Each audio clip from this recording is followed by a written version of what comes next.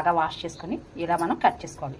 ఇందులో చూపిస్తున్న ఇంగ్రీడియంట్స్ అన్నీ మనం మిక్సీ పెట్టుకోవాలి. కళాయిలోని ఆయిల్ వేసుకొని ఆయిల్ బాగా మరిగాక మనం ఇలా కోసుకునేవన్నీ దాంట్లోనే చిటికెడు కారం, రుచికి తగ్గట్టు సాల్ట్, 2-3 స్పూన్స్ దహి వేసుకొని దీన్ని బాగా మిక్సీ వేసుకుంటాం. కొంచెం సాల్ట్ వేసుకోవాలి. ఈ విధంగా ఫ్రై అయిందని తీసి పక్కన పెట్టుకోవాలి.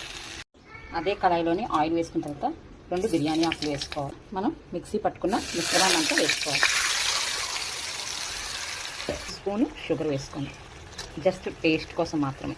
బెండకాయలని వేసుకొని చక్కగా కలుపుకోవాలి.